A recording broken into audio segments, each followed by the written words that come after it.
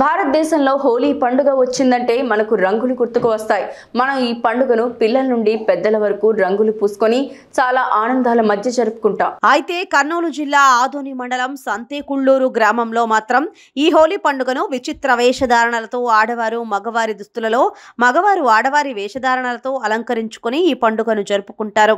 కర్నూలు జిల్లా ఆదోని మండలం సంతేకుళ్ళూరు గ్రామంలో హోలీ పండుగ వచ్చిందంటే ఆ గ్రామంలో మగవాళ్ళు చీర కట్టుకొని ముస్తాబవుతారు.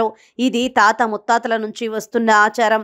అనుకున్న కోరికలు తీరితే మగవారు ఆడవాళ్ల మాదిరి ముస్తాబై పిండి వంటలు తీసుకుని కుటుంబ సభ్యులతో కలిసి రతి మన్మధులకు ప్రత్యేక పూజలు చేస్తారు. ఎవ్రీ ఇయర్ హోలీలో చేస్తాం. సంతేకుళ్ళూరులో ఎలా అంటే హోలీ రతి మన్మధుల దేవుళ్ళు వీళ్ళిద్దరు, రతి మన్మధులు వీళ్ళిద్దరు కూడా ఎలా అంటే ఇప్పుడు మగవాళ్ళు ఆడవేషం ఎందుకు వేస్తారనేది క్వశ్చన్ ప్రతి ఒక్కరికి ఉంటుంది ప్రశ్న.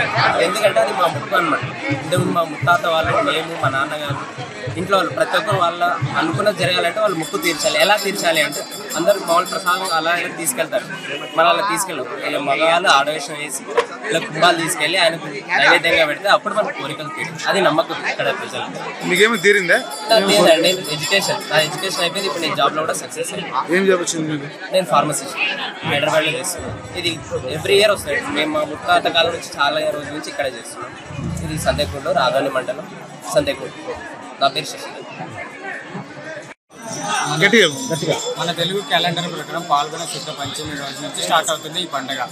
ఆ పండుగ అంటే 5 రోజుల ముందు నుంచి స్టార్ట్ అయ్యి లాస్ట్ 2 రోజులు మాత్రం ఈ కార్యక్రమాలు జరుగుతాయి. ఇలా నేను మగవాడిని ఇలా చీర కట్టుకుని ఎందుకు కట్టుకున్నా అంటే నేను ఒక కోరిక కోరుకున్నాను, అది సక్సెస్ అయ్యింది. అందుకే నేను రతి మన్మధుడికి ఇలా నేను ఇలా వేషం వేసి ఆయనకు సమర్పించుకుంటున్నాను. చీర ఎందుకు కట్టుకుంటారు మీరు? ఇంతకీ అదే నేను ఒక కోరిక కోరుకున్నాను కాబట్టి నేను ఇలా చీర వేసుకుని ఆ దేవుడికి నేను సమర్పిస్తున్నాను.